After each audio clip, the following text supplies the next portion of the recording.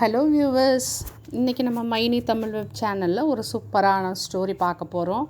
நம்ம எல்லாரும் பண்ணுற தப்பை தான் ஒரு கதையாக சொல்லியிருக்கிறாங்க. என்னான்ட்டு பார்க்கலாம் வாங்க. ஒரு அப்பார்ட்மெண்ட்டுக்கு ஒரு ஹஸ்பண்ட் அண்ட் ஒய்ஃபு அப்போ தான் புதுசாக குடி வந்திருக்கிறாங்க.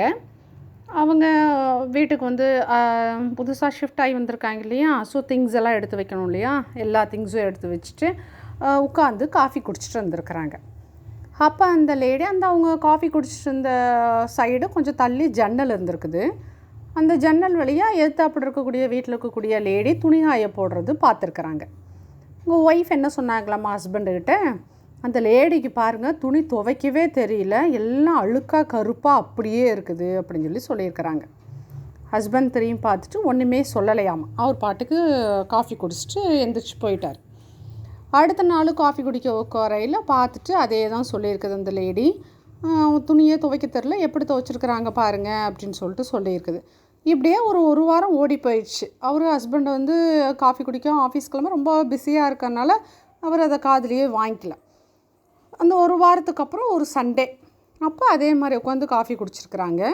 அந்த லேடி ஏத்தாப்படி வீட்டில் இருக்கக்கூடிய லேடி துணி காய போகிறத பார்த்துட்டு அந்த ஒய்ஃப் சொன்னாங்களாம்மா, துணி பாருங்கள் எவ்வளோ அழகாக துவைச்சிருக்கிறாங்கன்னு சொல்லிட்டு இன்றைக்கி தான் அவங்களுக்கு துணி எப்படி துவைக்கிறதுனே தெரிஞ்சிருக்குது போல். துணி நல்லா வெள்ளையாக இருக்குது, நல்லா கலரெல்லாம் அழுக்கெல்லாம் போய் நல்லா துணி பளிச்சுன்னு இருக்குது அப்படின்னு அந்த ஒய்ஃப் சொல்லியிருக்குது. அதுக்கு அந்த ஹஸ்பண்ட் சொன்னாராம்மா, எனக்கு இன்றைக்கி தான் இந்த ஜன்னலை துடைக்கிறதுக்கு நேரம் கிடச்சிது. இத்தனை நாள் அழுக்காக இருந்தது அவங்களோட துணி இல்லை, நம்மளோட ஜன்னல். நம்ம ஜன்னலை துடைக்க போக தான் நம்ம ஜன்னல் இருக்க அழுக்கு தான் அந்த துணியில் இருக்க அழுக்காக உனக்கு தெரிஞ்சிருக்குது.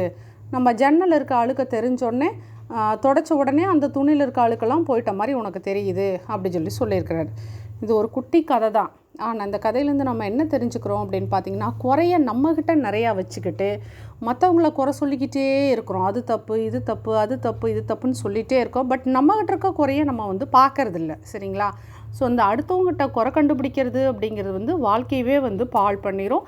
முதல்ல நம்மக்கிட்ட இருக்க குறைய நீக்கிறதுக்கு முயற்சி பண்ணணும். ஓகேவா வியூவர்ஸ்? இந்த கதை உங்களுக்கு பிடிச்சிருந்துச்சுன்னா நம்ம சேனலை மறக்காமல் சப்ஸ்கிரைப் பண்ணுங்கள், லைக் பண்ணுங்கள், ஷேர் பண்ணுங்கள், மறக்காமல் பெல் பட்டனை கிளிக் பண்ணுங்கள்.